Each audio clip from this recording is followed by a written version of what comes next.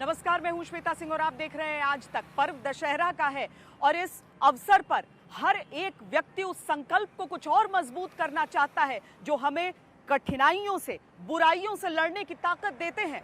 लेकिन आज तो हम एक ऐसे समय में जी रहे हैं जब हमारे हर ओर कठिनाइयां हैं, चाहे बात कोरोना की हो जाए या फिर उसके जन्मदाता चाइना की हो जाए या फिर हो पाकिस्तान या हमारी अर्थव्यवस्था। कैसे हम सब निपट सकते हैं इससे? कैसे प्रधानमंत्री नरेंद्र मोदी ने एक पूरी परिकल्पना अपनी तैयार कर रखी है। किस जगह पर खड़े हैं हम इस दशहरा? कलयुग में वो रावण फिर से कई रूप धारण करके खड़ा है। कानों तक प्रत्यंचा चढ़ाने का है समय फिर से आज के रावण के दहन, ताकि असत्य पर सत्य की विजय पताका फहराए। भारत की अखंडता और संप्रभुता सर्वोच्च है और इसकी रक्षा करने से हमें कोई भी रोक नहीं सकता। दानवता पर मानवता की विजय हो। बरसों बाद हम ऐसा होता देख रहे हैं कि मानवता को बचाने के लिए युद्ध स्तर पर पूरी दुनिया में काम हो रहा है। भारत में अभी कोरोना की कई वैक्सीन पर काम चल रहा है। अन्याय पर न्याय को जीत मिले। स्त्रियों का विसर्जन करेंगे? अभी नहीं करेंगे, जब हमें न्याय मिल जाएगा उसके बाद में देखेंगे। जब तक न्याय नहीं होगा, जब तक नहीं विसर्जन करेगा, और ये भी जब तक पूरी तरह से पता नहीं पड़ जाएगी, मैं नहीं कर। अखंडता के शक्ति प्रहार से अलगाव खंड खंड हो। समझता हूँ जैसे आप चीन से बात कर रहे हैं, चीन से कोशिश कर रहे हैं कि वो पीछे हट जाए, इसी तरह से हमें अपने पड़ोसी से भी बात करके रास्ता निकालना पड़ेगा इस स्थिति से निकलने के। जो 5 अगस्त 2019 को जो डाकाजनी हुई, जो हमसे चुराया गया, वो किसी कानून के तहत नहीं लिया गया। इंडियन कॉन्स्टिट्यूशन आईन की कसम खाते हैं, चाहे वो कोई मेंबर पार्लियामेंट हो, चाहे इस मुल्क का वजीर आजम हो। उन्होंने उस कॉन्स्टिट्यूशन की, उस संविधान की धज्जियां उड़ा दी। बुराई पर अच्छाई की निर्णायक विजय हो। हमें पाकिस्तान की इस नापाक हरकत को अच्छी तरह से समझना होगा। प्रॉक्सी आर्मी ने कश्मीरी अवाम का कत्ल किया, उसमें पाकिस्तानी हुकूमत और पाकिस्तानी फौज के लोग शामिल थे। पाकिस्तान और उनके सिंपथाइजर्स के मुंह से नकाब उतारना, मैं समझता हूँ अब समय आ गया है। हमें इस काम को बड़ी मुस्तैदी से करना चाहिए। नफरत के रावण की चुनौती हारे, असहिष्णुता के रावण की चुनौती हारे, अविश्वास के रावण की चुनौती हारे, जातिवाद का रावण धराशायी हो। वो है चीन की। सरहदों पर मौसम बदल रहे हैं और उस सब के बीच हमारे सैनिकों को तैनात रहना है। चीन की धोखेबाजी किसी भी तरीके से कम नहीं हो रही है, लेकिन इस विजयदशमी पर विजय का उद्घोष एक लाइन ऑफ एक्चुअल कंट्रोल से भी। भारत के धैर्य, सब्र, संयम और सहनशीलता की लक्ष्मण रेखा पर बार बार पैर रखने की कोशिश में ड्रैगन के पांव चल तो रहे हैं, लेकिन वो बाज नहीं आ रहा है। भारत की संप्रभुता और शांति पर उसकी बुरी नजर का हरण करना चाहता है। भारत दोस्ती की चमकती खाल ओढ़कर आए राक्षस मरीचि को अब पहचानता है। उसके किसी झूठ पर कोई भरोसा नहीं, बातचीत की आड़ में किसी षड्यंत्र को कोई अनुमति नहीं। प्रत्यंचा तनी है, तीर चलने को व्याकुल है। ये भी श्री राम की नीति है, भय बिनु होई न प्रीति। इसलिए हमारा देश जितना ताकतवर होगा, उतनी ही प्रीति और शांति भी बनी रहेगी। श्री राम के देश की सेना भी इस बार चौकन्नी है और इतनी तैयार है कि जटायु से बलवान प्रहरी आसमानों से सरहदों पर दृष्टि गड़ाए हैं। धरती पर नल नील सरीखे तकनीक से सुसज्जित महाबली चीन को मात पर मात दे रहे हैं। अहंकार में त्रेता का रावण मटियामेट, अहंकार में मदमस्त बीजिंग की नियत अपनी बर्बादी की राम कथा फिर से लिख। इस विजयादशमी ये संकल्प हो कि अगली विजयादशमी जब आए तब बुरी नियत वाले अहंकारी चीनी रावण का कोई अस्तित्व। हमारी सेना के वीर जवान सीमा पर डटे हुए हैं, बड़ी हिम्मत के साथ, जज्बे के साथ, बुलंद हौसलों के साथ दुर्गम पहाड़ियों में डटे हुए हैं और कुछ समय के बाद बर्फ वर्षा भी शुरू होगी। जिस विश्वास के साथ वो खड़े हैं, सेना के जवानों के पीछे देश खड़ा है। कोरोना के वैक्सीन की चर्चा आज चुनावी घोषणा पत्र में भी हो रही है, रैलियों में भी हो रही है, लेकिन कोरोना से बचने वाली इस वैक्सीन की अब वाकई जरूरत है। बहुत लंबा समय हो चुका है कि समूचा विश्व इससे कराह रहा है, हिंदुस्तान इससे त्राही त्राही कर रहा है, लेकिन इस संकल्प के हिसाब से कहां खड़े हैं हम? तीनों लोगों का स्वामी बनने की जो विस्तारवादी सोच लंकेश की थी, बीजिंग के लालची ड्रैगन की महत्वाकांक्षाएं भी वैसी ही थी। महत्वाकांक्षा ने कोरोना वायरस की ऐसी सुरसा को जन्म दिया जो लाखों जीवन लीलती जा रही। हमें ये भूलना नहीं है कि लॉकडाउन भले चला गया हो, वायरस नहीं गया है। बीते 7-8 महीनों में प्रत्येक भारतीय के प्रयास से भारत आज जिस संभली हुई स्थिति में है, हमें उसे बिगड़ने नहीं देना है। कोरोना से युद्ध का उद्घोष हुआ, लॉकडाउन का तीर भी बार बार चला लिया। आज रात 12 बजे से संपूर्ण देश में संपूर्ण लॉकडाउन होने जा रहा है। भारत में लॉकडाउन को अब 3 मई तक और बढ़ाना पड़ेगा। लॉकडाउन 4 पूरी तरह नए रंग रूप वाला होगा। मास्क, सैनिटाइजर जरूरी हथियार बन गए, फिर भी अकेले भारत में 1,17,000 से ज्यादा लोगों की जान जा चुकी है। पूरी दुनिया में 11 लाख से ज्यादा लोग प्राण गंवा चुके हैं, 4 करोड़ से ज्यादा बीमार हुए। मानवता को रुलाती दानवता ठहाके लगा रही है।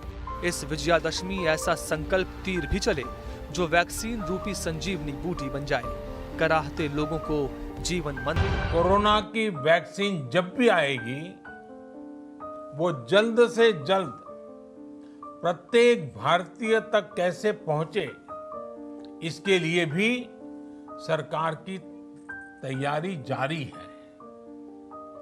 एक नागरिक तक वैक्सीन पहुंचे, इसके लिए तेजी से काम हो रहा है। भारत ने आपदा में अवसर और आत्मनिर्भरता को इस कोरोना काल में धारण किया है। जब कोरोना का संकट मिटे, तब देश नई उछाल के साथ खड़ा हो और मुस्कुराए। कोरोना का रावण हंसता हुआ अच्छा नहीं लग रहा। अन्याय का बहुरूपिया रावण देश की आत्मा को झंझोड़ कर रख देने वाले प्रहार मात्र शक्ति पर बार बार कर रहा है। हाथरस, बलरामपुर, बारां, बिलासपुर, कहीं भी अधर्म का एहसास नहीं बचा। ना लड़की के पिताजी, ना लड़की के भाई, ना लड़की की माताजी, यहाँ कोई भी नहीं थी। पुलिस इस बॉडी को यहाँ लाई और यहाँ जबरदस्ती जबरन इस बॉडी को जला दिया गया। हमें तो न्याय चाहिए सरकार से, हमारी यही उम्मीद है। हम इससे ज्यादा और कुछ बोलने के लिए तैयार नहीं है। हमारी तो बेटी भी चली गई और हमें तो क्या कहते हैं, न कोई अभी न्याय मिलो। बस इंसाफ मिलना चाहिए। पुलिस कार्रवाई कर रही है और उनको निर्दोषों को सजा मिलनी चाहिए। जो हमारे लड़के के साथ हो, किसी की लड़की के साथ नहीं होना चाहिए। माता सीता के सतीत्व की रक्षा के लिए लंकेश का वध विजयादशमी के पर्व को जन जन का उत्सव बनाता है। लेकिन जिस तरह हर दिन कम से कम 95 मात्र शक्तियों की अस्मिता पर वार होता है, वो बहुत बड़ा प्रश्न चिन्ह लगा रहा है। उन्हें या तो मतलब उन्हें ना अच्छे से ना पब्लिक को जमा कर करके और तब उन लोगों को सजा देनी चाहिए। वहाँ पे सारे जेंट्स ही होने चाहिए जो सारे इकट्ठा होके देखें और जो खास करके ऐसी हरकतें करते हैं। कि आज भी हमारा देश ऐसा नहीं है, इतना डेवलप नहीं है। Actually there is a need to educate a boy, या सीरियसली वहीं पे फुल एंड फाइनल करके खत्म कर देना चाहिए, ताकि सामने वाला सेटिस्फाइड हो जाए कि हाँ भाई मेरे साथ गलत हुआ, तुम्हारे साथ भी हो, तुम वहीं पे, तुमको जीने का हक ही नहीं है उसके बाद। इसके लिए फांसी होनी चाहिए और जल्द से जल्द होनी चाहिए। 7 ईयर्स, 9 ईयर्स, 10 ईयर्स लगता है, वो नहीं होनी चाहिए, क्योंकि वो होने के बाद में एक्चुअली ये होता है ना कि वो लड़के लोगों को डर कम हो जाता है। महिला शक्ति को जब जब भी अवसर मिले उन्होंने देश का नाम रोशन, देश को मजबूती दी। तो आज मेरे देश की बेटियां फाइटर प्लेन भी उड़ा करके आसमान की। सरकार सजग है। रेप की सजा से जुड़े कानूनों को बहुत सख्त किया गया है। दुराचार करने वालों को मृत्यु दंड तक का प्रावधान हुआ है। भारत ने जो नया संकल्प लिया है, आत्मनिर्भर भारत के जिन अभियान पर हम निकले हैं, उसमें भी नारी शक्ति की बहुत बड़ी भूमिका है।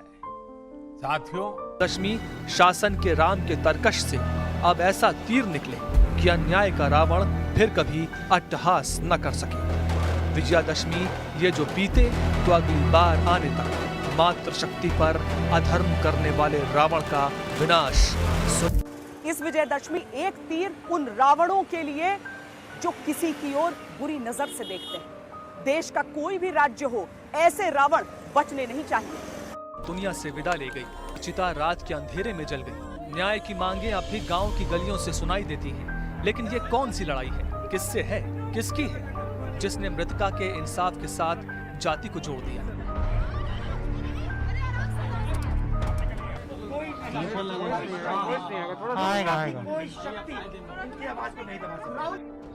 हमारी देश की ये परंपरा नहीं है कि उसका परिवार, उसके पिता, उसके भाई उसकी चिता को जला नहीं पाए। बहुत गलत बात है। इसे विकास अच्छा नहीं लग रहा है। वे लोग देश में भी और प्रदेश में भी दंगा, जातीय दंगा भड़काना चाहते हैं, सांप्रदायिक दंगा भड़काना चाहते हैं। इसलिए वे नित नए षड्यंत्र करते रहते हैं। योगी जी, अपराधियों के होर्डिंग पोस्टर लगाइए, उसके साथ जिम्मेदार अधिकारियों, मंत्री के भी लगाइए। जब तक जिम्मेदार अधिकारी, मंत्री के पोस्टर नहीं लगेंगे, तब तक ये अपराध रुकने वाला नहीं है। इंसाफ तो इंसाफ है, पीड़ित तो पीड़ित है, फिर उसमें जाति की क्या भूमिका? क्या इससे देश की समरसता आहत नहीं हो? पूछ रहे कि आप कहाँ थे घटना के समय। मैंने बताया कि मैं स्कूल में हूँ, ऐसे ऐसी बात है।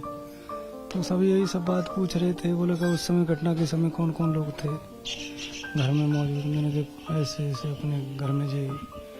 बोलो संदीप कहाँ था? मैंने संदीप तो वहाँ गाजियाबाद में। तो यही सब मतलब घटना के विषय में उन्होंने बातचीत करी। घर आई थी सीबीआई की टीम और ये सब दस्तावेज, ये मार्कशीट भी लेके गई। हाँ, मार्कशीट ले गई है। बच्चों, ये बड़े बेटे के मेरे के कपड़े भी ले गई हैं। अच्छा। सीबीआई, और उस पे बाकी प्रिंट के दाग लग रहे हैं। तो वे बोले कि खून के दाग हमें मालूम पड़ रहे हैं, तो ले जाओ। मैंने कि ले जाओ, बड़े बेटे के ये तो। इस विजयादशमी क्या ऐसा नहीं हो सकता कि जब प्रधानमंत्री मोदी इस बार रावण पर तीर चलाएं, तो एक संकल्प का तीर ऐसा भी तरकश से निकले जो जातिवाद के बंधन से निजात दिलाए, और अपराध को जब परिभाषित किया जाए तो कम से कम वो जातिवाद की राजनीति से दूर रहे। नफरत के पेट्रोल और बमों से जब देश का कोई हिस्सा जलता है, तब छवि पूरे देश की प्रभावित होती है और इंसानियत शर्मसार होती है।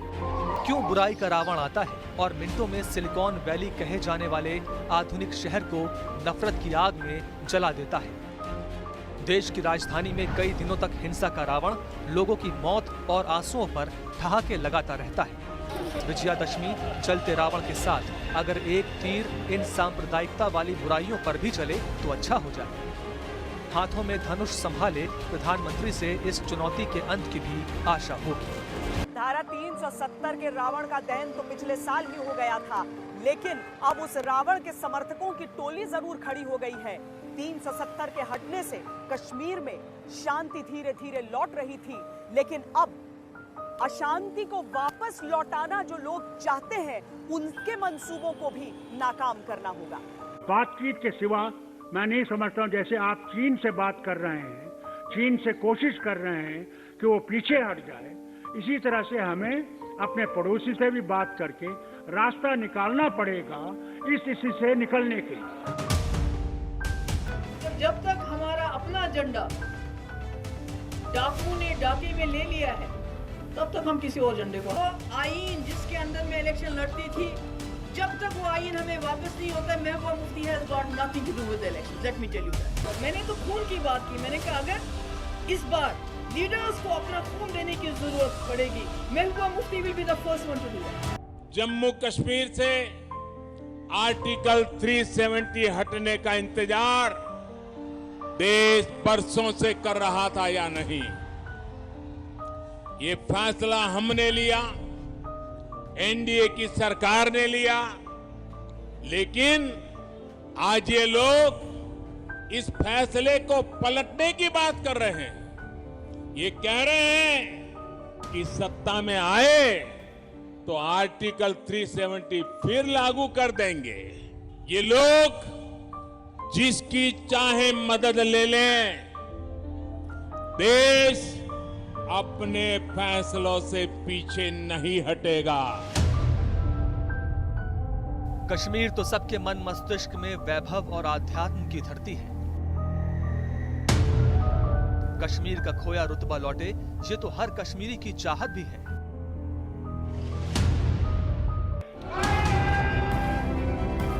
धारा 370 हटी तो प्रधानमंत्री की इच्छा शक्ति ने उस कश्मीर की झलक भी दिखाना शुरू कर दी जो राजनीतिक षड्यंत्रों से अलग। पहले लगा था कि that something has taken from us, but जब धीरे धीरे हालात पटरी पे आ गए तो जो रियलिटी हमें पता चली कि article 370 and article 35 it was nothing, it was only political manifesto for some politicians and some I can say that Hurriyat peoples also.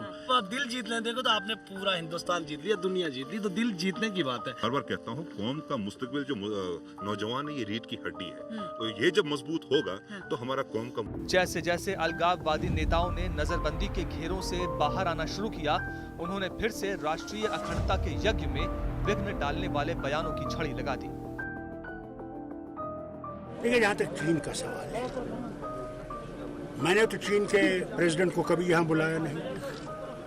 हमारे वजीर आजम ने उसको गुजरात भी बुलाया, उसे झूले पे भी बिठाया, उससे चेन्नई भी ले गए, वहाँ भी उसको खूब खिलाया, मगर उन्हें वो पसंद नहीं आया एप्लीकेशन ऑफ 370, और उन्हें आर्टिकल 370 को लेकर ये कहा कि हमें ये कबूल नहीं है, और जब तक आप आर्टिकल 370 को रिस्टोर नहीं करेंगे हम रुकने वाले नहीं हैं, क्योंकि तुम्हारे पास अब ये खुला मामला हो गया है। अल्लाह करे कि उनके इस जोर से हमारे लोगों को मदद मिली और हमारा ये 370 और 35A रिस्टोर हो। जो 5 अगस्त 2019 को जो डाकाजनी हुई, जो हमसे चुराया गया, वो किसी कानून के तहत नहीं लिया गया। अगर कानून के तहत लिया गया होता, बातचीत के जरिए लिया गया होता, तो हम समझते कि ये चीज हमसे चली गई, अब ये वापस नहीं आएगी। कहा तो ये तय था कि धीरे धीरे 370 की बेड़ियां जो अलगाववादी नेताओं के दिमाग में रह गई हैं, वो गलना शुरू हो जाएंगी और वो देश की लोकतांत्रिक प्रक्रिया का हिस्सा बनकर नए कश्मीर के गठन में सहायक होंगे।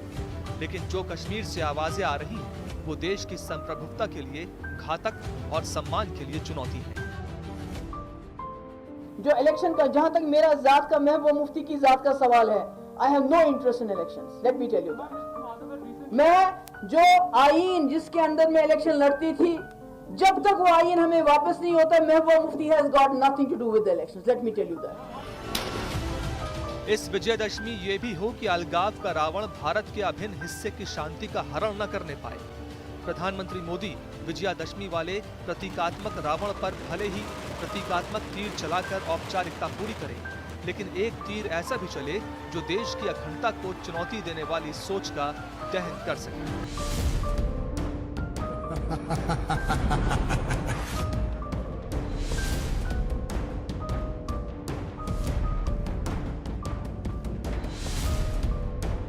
आतंकवाद और अच्छाई के बीच आतंकवाद का रावण नए नए षड्यंत्र रच रहा है। त्रेता में रावण के साथ कुछ असुर शक्तियां जुटी थी, इस समय भी आतंकवाद की बुराई वाले रावण के साथ उसकी प्रवृत्ति की कुछ शक्तियां जुटी। तब एक एक करके श्री राम ने उन बुराइयों का अंत किया था और रावण अंत में अकेला रह गया था। आज का आतंकवादी संरक्षक पाकिस्तान भी धीरे धीरे अलग थलग पड़ रहा है।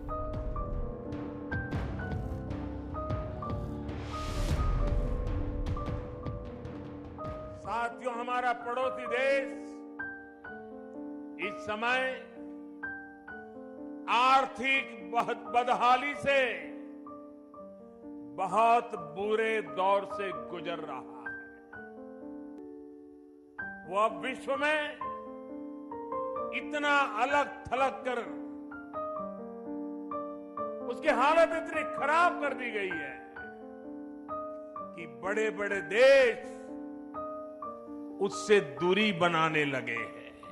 वो सोचता है कि भारत भी बदहाल हो जाएगा तो हमारे उन दुश्मन हमारे पाकिस्तान के बैठे हुए लोग ये भली भांति समझ लें आपने जो रास्ता अपनाया है आपने अपनी बर्बादी देखी है। हमने जो रास्ता अपनाया है हमारी दिन 2 गुना रात 4 गुना उन्नति भी दुनिया देख रही। आतंकवादी सोच वाले पाकिस्तान पर FATF ने फिर से ग्रे लिस्ट की मुहर लगाई। कश्मीर के मुद्दे पर वो दुनिया भर में अपमानित हो चुका है। बौखलाया पाकिस्तान चीन और तुर्की की अमानवीय शक्तियों के साथ बुराई की ताकत एकजुट करने की कोशिशें लगातार कर रहा है। उसकी आतंकी सेना छिन्न भिन्न हो गई तो अब वो घुसपैठ की चालें फिर से चलने की कोशिशें कर रहा है। लॉन्चिंग पैड पर आतंकवादी जमा है। LOC पर भारतीय सेना के जवानों को निशाने बनाने की दुर्भावना है। LOC की दूसरी तरफ जो हिस्से भारत को छूते हैं वहाँ करीब 300 आतंकी जमा है। कि हमारा पड़ोसी देश हमसे 3 युद्ध हार चुका है। हमारी सेनाओं को उसे धूल चटाने में हफ्ते 10 दिन से ज्यादा का समय नहीं लगता। ऐसे में वो दशकों से भारत के खिलाफ छद्म युद्ध प्रॉक्सी वॉर लड़ रहा है। का शुभ अवसर है। श्री राम का देश पाकिस्तान जैसे आतंकवादी पड़ोसी से त्रस्त है। जब बुराइयां मिटने का उत्सव चल रहा है तब क्यों ना इस बुराई का स्थायी अंत भी हो जाए। एक तीर ऐसा भी चले कि आतंकी सोच का अंत हमेशा के लिए हो जाए। सवाल ये भी है सबके मन में कि बेरोजगारी का रावण दहन कब होगा, कब युवा सुरक्षित महसूस करेंगे कि अगर उनमें प्रतिभा है तो उन्हें नौकरी जरूर मिलेगी। कोरोना के बाद हुआ लॉकडाउन और लॉकडाउन के बाद जो अर्थव्यवस्था का हाल खराब हुआ, इस विजयदशमी उस पर भी विजय हासिल करने की जरूरत है। बहुत हो चुका। आजाद भारत की मानसिकता क्या होनी चाहिए? आजाद भारत की मानसिकता होनी चाहिए वोकल फॉर लोकल। हमारे जो स्थानीय उत्पाद है उसका हमने गौरवगान करना चाहिए। हम अपनी चीजों का गौरवगान नहीं करेंगे तो उसको अच्छा बनने का अवसर भी नहीं मिलेगा, उसकी हिम्मत नहीं बढ़ेगी। वोकल फॉर लोकल का जीवन मंत्र बन जाए और हम मिल करके भारत की उस ताकत को हम बढ़ावा दे दें। कोरोना ने सब बंद कर दिया। काम बंद हो गए, उद्योग धंधे बंद हो गए, लोग घरों में बंद हो गए। चालू वित्त वर्ष की तिमाही GDP में लगभग 24% की गिरावट आई। पर्व और उत्सवों का समय है लेकिन उमंगे और उत्साह में कमी है। विशेषज्ञ संस्थाओं का अनुमान है कि अगले बरस से भारत की अर्थव्यवस्था तेजी से बड़े उछाल के साथ आगे बढ़ेगी जो 8.8% तक हो सकती है। लेकिन ये अनुमान है। विजयादशमी पर एक ऐसे तीर के तरकश से निकलने की उम्मीद पूरा देश कर रहा है जो नाउम्मीदी के अंधकार को मिटा सके। देशवासियों के जीवन को, देश की अर्थव्यवस्था को कोरोना के प्रभाव से जल्दी बाहर निकालना आज हमारी प्राथमिकता है। इसमें अहम भूमिका रहेगी नेशनल इंफ्रास्ट्रक्चर पाइपलाइन प्रोजेक्ट। इस पर 110 लाख करोड़ उससे भी ज्यादा खर्च किए जाएंगे। इसके लिए अलग अलग सेक्टर्स में लगभग 7,000 प्रोजेक्ट्स की पहचान कर ली गई है। इससे देश के ओवरऑल इंफ्रास्ट्रक्चर डेवलपमेंट को एक नई दिशा भी मिलेगी, एक नई गति भी मिलेगी। और इससे हमेशा कहा जाता है ऐसे संकट की घड़ी में जितना ज्यादा इंफ्रास्ट्रक्चर को बल दिया जाए ताकि आर्थिक गतिविधि बढ़ती है, लोगों को रोजगार मिलता है, काम मिलता है, उसके जुड़े हुए कई काम एक साथ चल जाते हैं। छोटे बड़े उद्योग, किसान, हर मध्यम वर्ग को इसका बहुत लाभ होता है। महामारी के रावण ने पस्त अर्थव्यवस्था का जो दृश्य रचा है वो मिटे, ऐसी कामना इस विजयादशमी पर हर किसी की है। आत्मनिर्भर शब्द के मायने पूरी तरह बदल गए हैं। ग्लोबल वर्ल्ड में आत्मनिर्भरता की डेफिनेशन बदल रही है। अर्थ केंद्रित वैश्वीकरण बनाम मानव केंद्रित वैश्वीकरण की चर्चा आज जोरों पर है। विश्व के सामने भारत का मूलभूत चिंतन आशा की किरण नजर आता है। भारत की संस्कृति, भारत के संस्कार उस आत्मनिर्भरता की बात करते हैं जिसकी आत्मा वसुधैव कुटुंबकम है। जान बचाने के लिए जहान को दांव पर लगाना पड़ा। घर छूटे, नौकरियां छूटी। 20 लाख करोड़ के आर्थिक पैकेज से थोड़ी राहत की कोशिश हुई, लेकिन बेरोजगारी दर गांव और शहर दोनों जगह बढ़ी। अब जब लॉकडाउन की बेड़ियां खुल चुकी हैं, उद्योग धंधों का पहिया फिर से चलने लगा है, तो रोजगार के तीर से बेरोजगारी का रावण भी मारा जाए। हर दानव का अंत होना है, तो ड्रग्स वाला दानव आखिर क्यों छूटे? अभी हाल ही में बॉलीवुड के एक से बड़े एक नाम सामने आए, लेकिन इस दानव को, इस रावण को जड़ से उखाड़ कर फेंकने की जरूरत है। नौजवान अभिनेता की मौत की जांच जो शुरू हुई तो ड्रग्स का ऐसा सिंडिकेट सामने आता चला गया जिसने पूरे देश के होश उड़ा दिए। बड़ी बड़ी हस्तियों के चेहरे ड्रग्स के धुएं में दिखने लगे। देश की संसद तक हंगामा मच गया। चुनौती है ये बुराई के रावण की तरफ से देश की व्यवस्था के सामने कैसे इससे पार पाया जाए, क्योंकि ये सिर्फ चंद लोगों की लत नहीं बल्कि माफिया के रास्ते आतंकवादियों की मदद का सबसे मजबूत नेटवर्क भी है। ड्रग्स 3 बातों को लाता है और मैं उसको कहूंगा एक बुराइयों वाला ही 3D है। मनोरंजन के 3D की मैं बात नहीं कर रहा हूं। एक D है डार्कनेस, दूसरा D है डिस्ट्रक्शन और तीसरा D है डिवास्टेशन। हाल ही में NIA ने ड्रग्स से आतंकवाद के कनेक्शन का पूरा कच्चा चिट्ठा सामने रखा है। भारत पाक बॉर्डर पर ड्रग्स की तस्करी से मिले पैसे को प्रतिबंधित आतंकी संगठन हिजबुल मुजाहिदीन तक पहुंचाने की प्रक्रिया का भंडाफोड़ किया है। ये पूरा नेक्सस जम्मू कश्मीर से लेकर पंजाब तक अपना जाल फैलाए रखता था और ड्रग्स का पैसा आतंकवादियों के काम। विजयादशमी हर अंधेरे पर प्रकाश का पर्व है, हर उदासी पर खुशियों का पर्व है, हर बुराई पर अच्छाई का पर्व है, असत्य पर सत्य की जीत का पर्व है, अधर्म पर धर्म की विजय का पर्व है।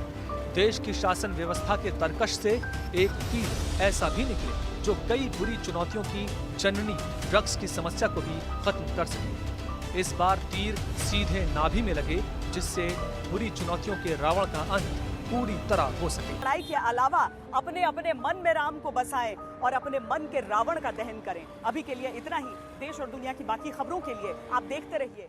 नमस्कार, मैं हूं अंजना ओम कश्यप। हमें उम्मीद है ये वीडियो आपको पसंद आया होगा। लेटेस्ट खबरों के लिए यूं ही देखते रहिए आज तक और इस वीडियो के पसंद आने पर लाइक, शेयर एंड सब्सक्राइब करना ना भूलें।